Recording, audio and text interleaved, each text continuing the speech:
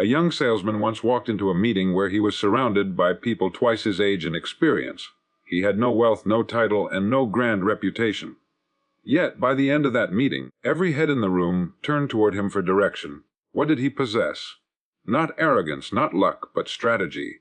He understood the quiet art of outsmarting others, not through deceit, but through mastery of himself.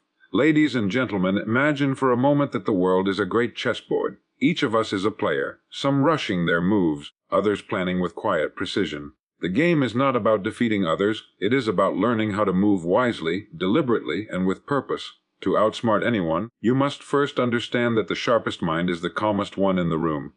Power is not found in aggression or in the noise of self-importance. It lives in composure, in observation, and in understanding human behavior. The first rule of total dominance is this: master your emotions before they master you. A man who cannot govern his temper is like a city without walls, defenseless against every storm. When you remain calm in the face of chaos, you gain a power that cannot be faked. People trust calmness, they follow it instinctively, because calmness signals strength, and strength commands respect. The second rule is to listen before you speak. Most people hear only to reply, few listen to understand. The one who listens carefully sees what others miss. The flicker of doubt, the tone of insecurity, the truth behind the mask. By truly listening, you gain access to what others hide, and with that understanding, you can navigate any conversation, any deal, any challenge with precision and grace. The third rule is to learn endlessly. Knowledge is the quiet engine of power. Read what others ignore. Study what others dismiss. While they chase entertainment, you chase enlightenment. In time, the world begins to lean in your direction. Not because you demand it, but because you've become the rare individual who knows what he's talking about. The fourth rule: practice the power of silence. Silence is not emptiness, it is strategy. In silence, others reveal themselves. They rush to fill the void with their own thoughts, their fears, and their intentions. Meanwhile, you observe, you learn, you prepare. A wise man once said, "The most dangerous man in the room is the one who speaks last." And finally, the fifth rule, perhaps the most important of all: align your motives with purpose. If your goal is merely to win, you'll find yourself in constant conflict. But if your goal is to grow, to serve, and to build something enduring, then dominance becomes a byproduct of integrity. True power is moral power, the ability to move others not through fear, but through the force of example. You see, to outsmart others is not to trick them. It is to rise above them through wisdom, discipline, and understanding. It is not about manipulation, but mastery. When you think clearly, when you control your impulses, when you act with purpose, you become someone who cannot be rattled, rushed, or ruled by the ignorance of others. True dominance begins not with control over others, but with mastery over one's own mind. That is the foundation of all achievement, the silent source of influence that separates the truly powerful from the merely ambitious. You cannot lead others if you cannot first lead yourself. The mind is the command center of every action, every emotion, and every response. Yet most people move through life as prisoners of their own thoughts, reacting instead of reasoning, obeying their moods instead of their vision. They try to conquer the world while being conquered by their impulses. The man who seeks to outsmart others without first understanding himself is like a sailor who sets out to sea without a compass, drifting wherever the wind blows, mistaking movement for progress. When you master your mind, you gain a clarity that cuts through confusion like a blade through fog. You stop being tossed by circumstances because you've learned that your internal world determines your external results. You realize that the man who controls his thoughts controls his destiny. It is not what happens to us that defines us, but how we choose to interpret and respond to it. Two men can face the same storm. One curses the wind, the other adjusts his sails. The difference lies not in the storm, but in the strength of the mind behind the helm. The first step to mastering the mind is awareness. Watch your thoughts as you would watch the waves of an ocean. See how quickly they rise and fall, how easily they shift from confidence to doubt, from purpose to distraction. Don't condemn them, but study them, because the moment you observe your mind, you are no longer trapped by it, you begin to direct it. The mind is a servant, it was never meant to be the master. And when you reclaim that authority, when you become conscious of your own inner dialogue, you begin to shape reality itself. Most people underestimate the quiet power of focus. They scatter their attention on trivialities, wondering why their energy never seems to build into momentum. A man with a disciplined mind directs his focus like a laser. He knows what matters, and he protects it fiercely. He doesn't allow gossip, worry, or negativity to rent space in his consciousness. His time is not spent on complaints or comparison, but on creation. And creation, my friends, is the true exercise of power.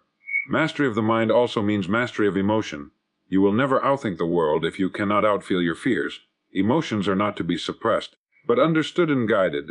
Fear can become courage, anger can become energy, sadness can become wisdom, if you learn to transmute them through awareness and purpose. The man who can remain steady when others panic, calm when others rage, focused when others drift, he becomes magnetic.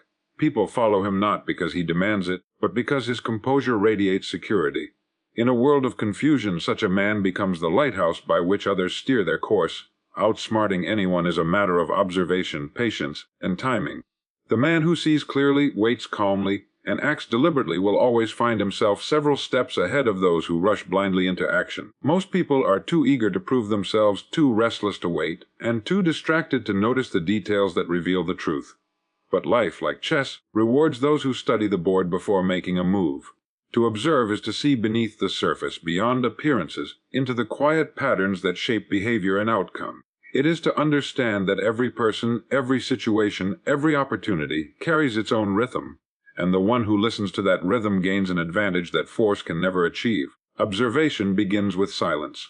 When you are silent, the world starts to speak. People reveal more through their tone than their words, more through their pauses than their speeches. In conversation, the impatient man tries to dominate the dialogue, while the wise man studies the dance of expression, gesture, and reaction. He listens not just with his ears, but with his eyes and intuition. He notices what is said and what is carefully avoided, and in doing so, he collects the information others give away freely without ever realizing it. Observation is the art of seeing what others overlook because they are too busy talking about themselves. Patience is the second element of this triad. Patience is not passivity, it is power under control. It is the discipline to wait until the right moment, to resist the impulse to act prematurely. Every fruit has its season. The man who plucks it too soon robs himself of sweetness. In human affairs, timing is everything. The patient thinker knows that while others chase instant gratification, he builds understanding. While others rush to respond, he absorbs, measures, and plans. He knows that success rarely favors the fastest, but rather the most prepared. The world bows to those who can remain still when others tremble, who can endure the tension between opportunity and action without breaking. Timing, the final element, is the bridge between knowledge and power. Knowing when to act is as vital as knowing what to do. Life presents countless doors, but only a few open when knocked upon at the right hour. The wise learn to sense that moment, not through guesswork, but through observation and patience combined. When the time is right, their action seems effortless, almost magical, yet it is merely the result of quiet preparation meeting perfect opportunity. Those who rush too soon or hesitate too long miss the delicate balance where destiny waits. To outsmart others is not to manipulate them. It is to read the field, understand the moment, and align your movements with precision. It is to play the long game while others play for immediate applause. The observer, patient and poised, does not need to boast. He lets the results speak, and they always do, because mastery of observation, patience, and timing makes one not only intelligent but unshakably wise. Emotional discipline is the greatest weapon a man can wield. The world often teaches us to sharpen our intellect, to strengthen our bodies, to accumulate wealth or influence. But the one who can master his emotions possesses a power that transcends all of these. Emotions are forces of immense energy, invisible currents that steer our decisions, color our perception, and define the tone of our lives. They can lift us to greatness or drag us into ruin, depending on whether we control them or allow them to control us. Most people are not defeated by others, they are defeated by their reactions. The man who learns to remain steady when life tries to shake him stands on ground that no storm can erode. To discipline emotion is not to suppress it, but to understand it. Every feeling that arises carries a message, a signal of how we interpret our world.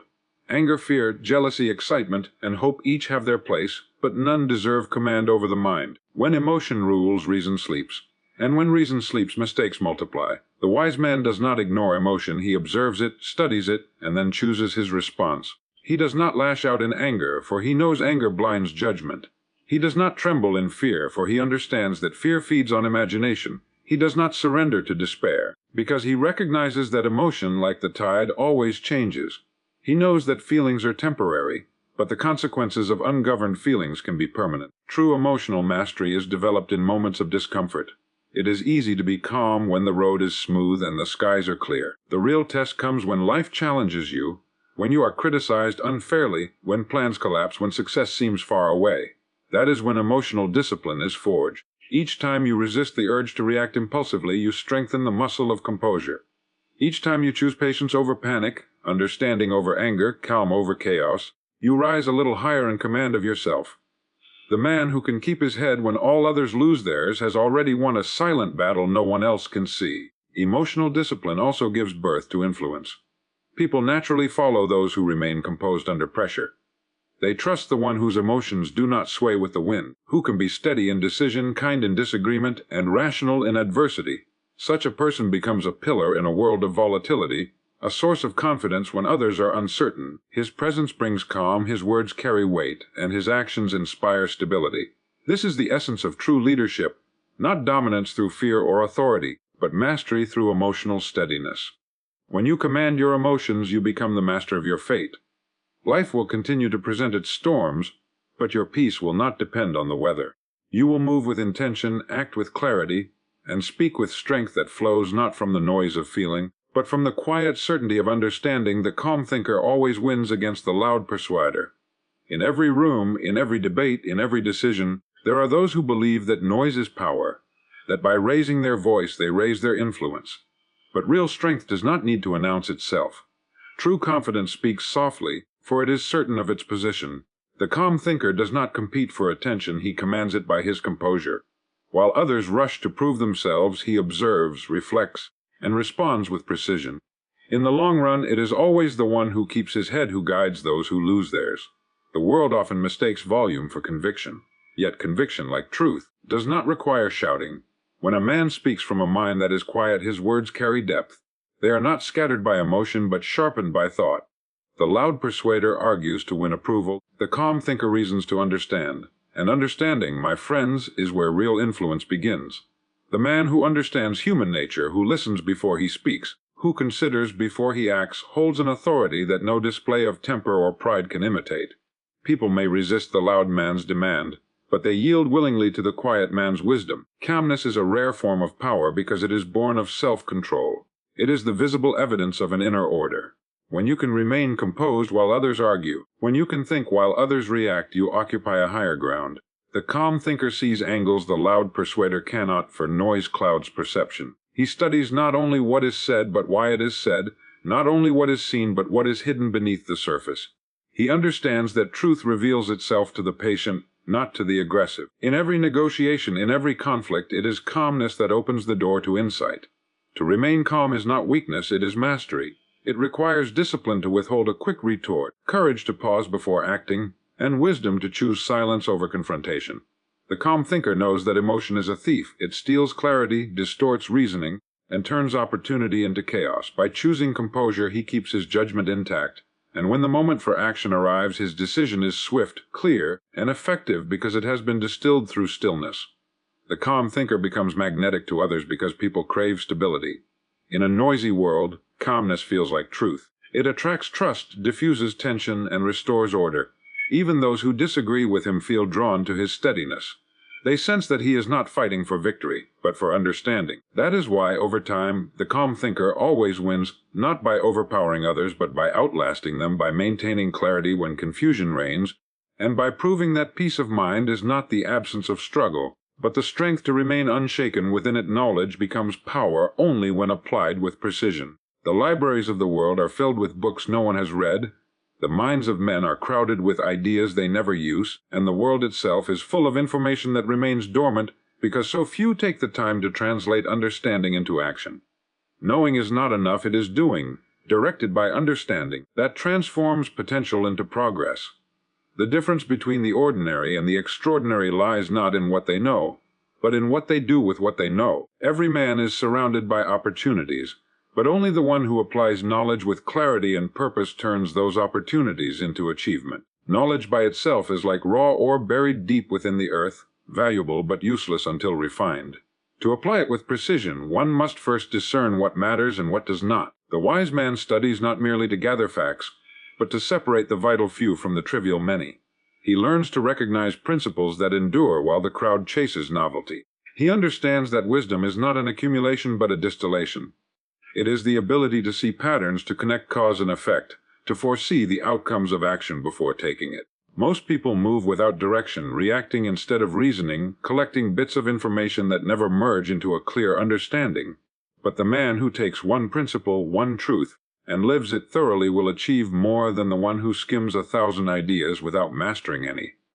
Precision in knowledge means application in the right measure, at the right time, for the right reason.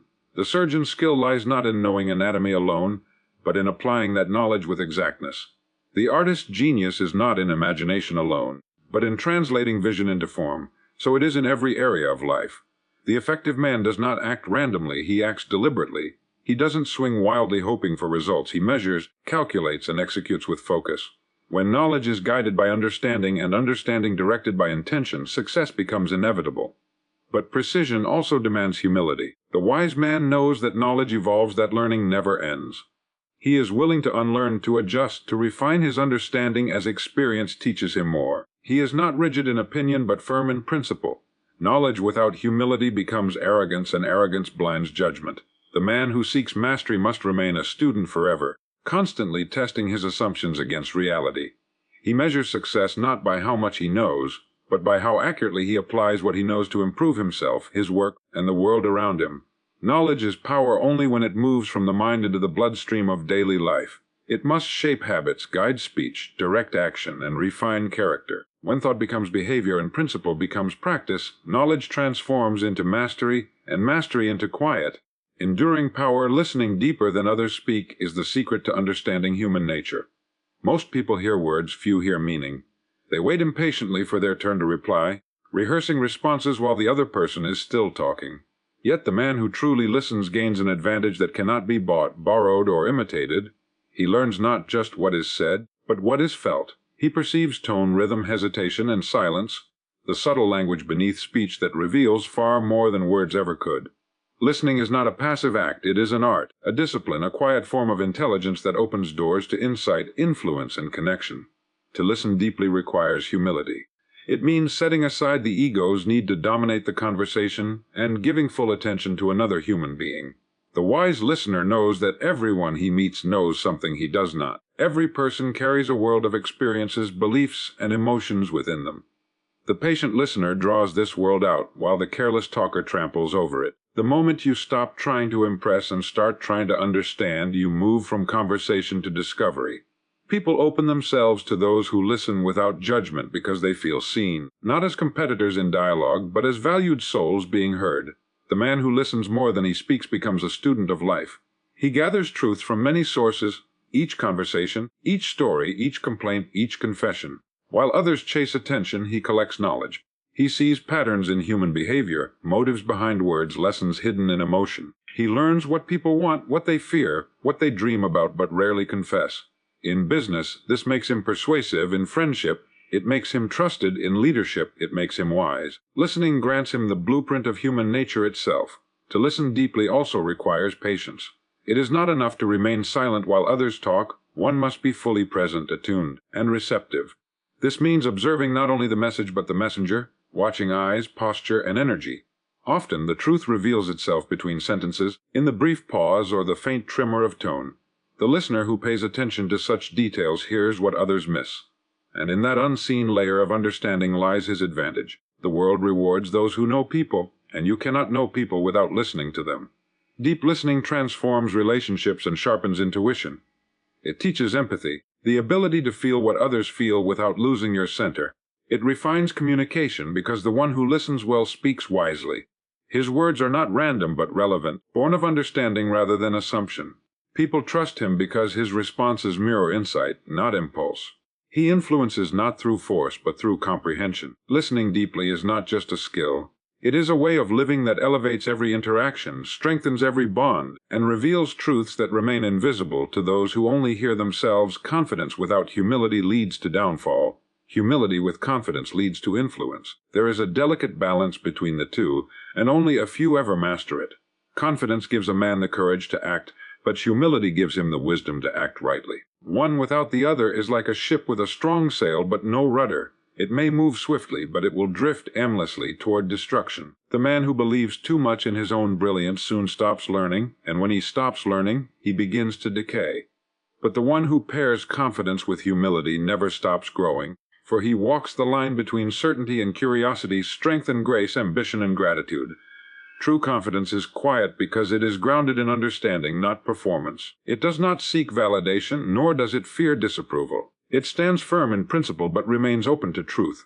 The confident man does not need to prove himself, because he already knows himself. He has measured his strengths and weaknesses, faced his fears, and discovered that courage is not the absence of doubt but the mastery of it. Yet, without humility, confidence hardens into arrogance. Arrogance blinds the mind to correction, deafens the ear to advice, and isolates the soul from wisdom. The proud man cannot be taught, for he believes he already knows, and so he builds walls around his own ignorance, mistaking them for fortresses of strength. Humility, on the other hand, is not meekness. It is awareness of reality. It is knowing that no matter how much one knows, there is always more to learn. No matter how far one has gone, there is always farther to go. The humble man bows not to others, but to truth. He listens more than he speaks, observes more than he boasts, and seeks to understand before seeking to be understood. His humility does not weaken him, it sharpens him. Because he admits he can be wrong, he corrects himself before failure forces him to. Because he values others, he earns their loyalty and trust. Humility transforms knowledge into wisdom and confidence into credibility. Together, confidence and humility form the twin pillars of true influence. The man who embodies both moves with quiet assurance, yet never forgets his humanity. People sense his authenticity, they trust him because he respects them. He stands tall without stepping on others. His confidence draws attention, but his humility keeps it. In a world where many chase recognition, he earns respect. And respect, once gained through character, lasts far longer than applause won through vanity. Confidence gives direction, humility gives depth. The one who walks with both walks steadily through the world, undaunted by praise, unbroken by criticism, unshaken by circumstance. He moves forward with purpose, not ego, with strength, not pride, with clarity, not noise.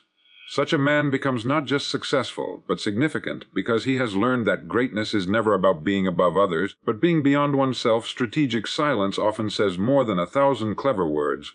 In a world intoxicated by noise, where everyone is eager to speak, to prove, to persuade, silence has become a rare and powerful weapon. The man who understands the strength of silence possesses an invisible authority. He doesn't rush to fill the empty spaces in conversation, because he knows those spaces make others reveal themselves. He understands that words are like currency. Their value depends on how sparingly they are used. When he chooses to speak, his words carry weight, for they are not born from impulse but from intention. Silence refines speech the way stillness refines thought. There is a certain wisdom that grows only in the quiet. Noise blurs perception. Silence sharpens it. When you speak constantly, you hear nothing new. But when you listen, when you hold back, the world begins to unfold before you. People show their fears, their ambitions, their insecurities, not through what they claim, but through what they rush to explain.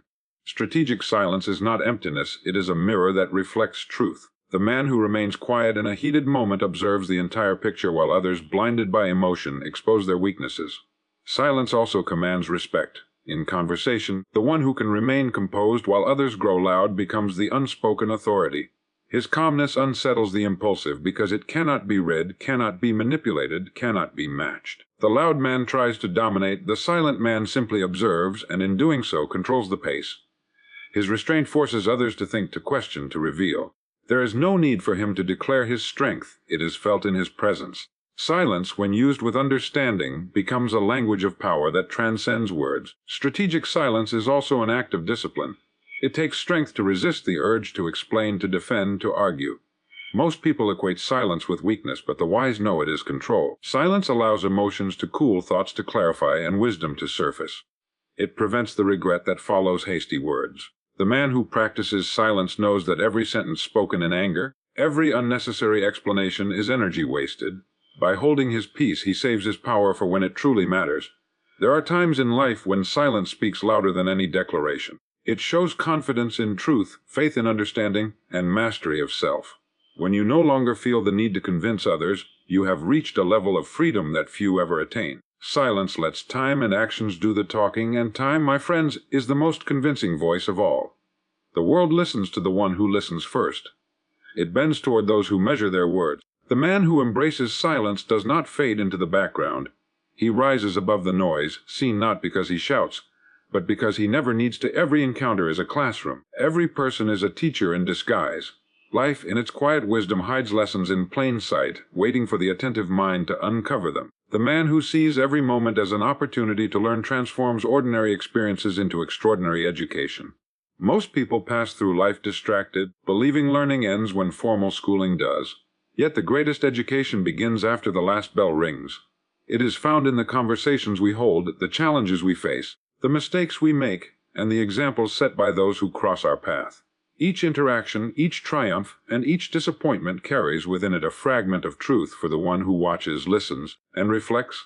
To see life as a classroom requires humility, the recognition that no one knows everything and everyone knows something. The wise man understands that even the simplest soul can reveal profound insight. A child's curiosity, an elder's patience, a competitor's strategy, a friend's honesty, all become lessons to those willing to learn. The fool dismisses others because he seeks only to speak. The wise man learns from all because he seeks to understand. He listens more than he asserts, observes more than he assumes, and through this quiet observation, he grows richer with each passing day. Every person we meet mirrors something about ourselves. The kind remind us of compassion, the cruel of restraint. The successful show us discipline, the failed show us courage. Even the difficult ones serve a purpose. They test our patience and reveal the strength or fragility of our character. To live as a student of life is to recognize that nothing is wasted, that every event, pleasant or painful, shapes the refinement of one's soul. The wise do not curse misfortune, they study it.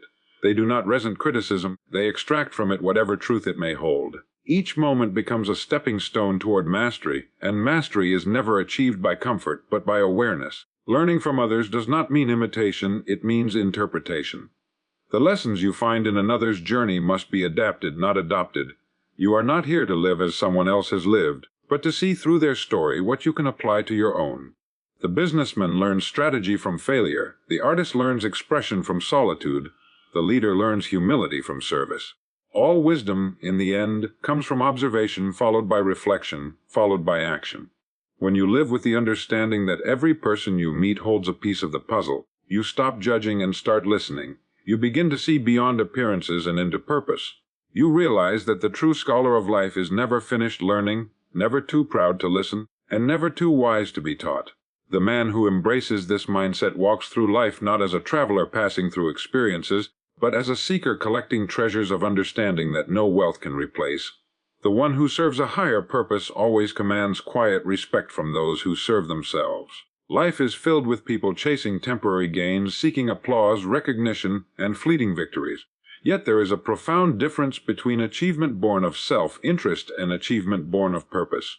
The man who dedicates himself to something greater than personal ambition moves through the world with an invisible authority. He may not boast, he may not demand attention, but people sense the weight of meaning behind his actions.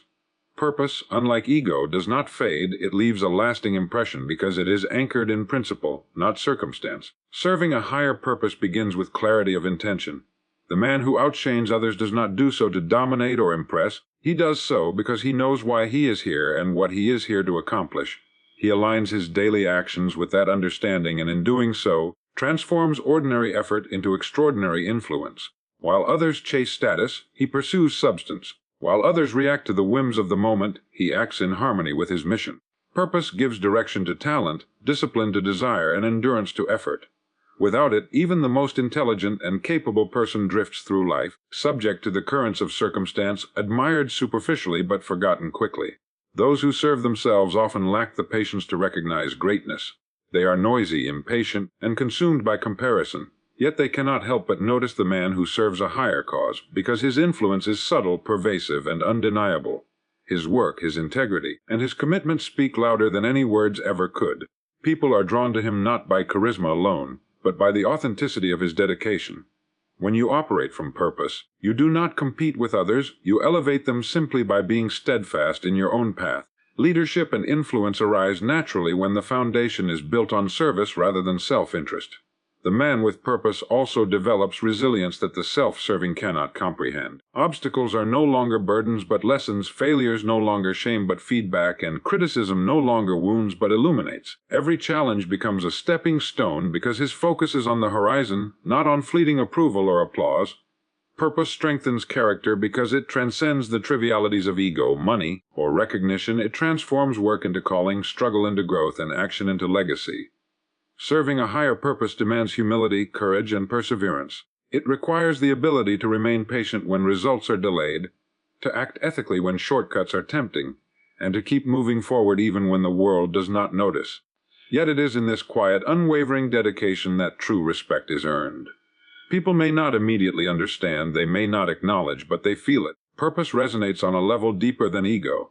It commands attention without demanding it, influences without controlling, and endures far longer than any transient achievement. When you align yourself with a purpose larger than personal gain, you become unstoppable. Your energy, your decisions, and your actions acquire a coherence that others cannot imitate. In serving something beyond yourself, you rise above the competition not by overpowering them, but by transcending them through meaning, integrity, and enduring focus.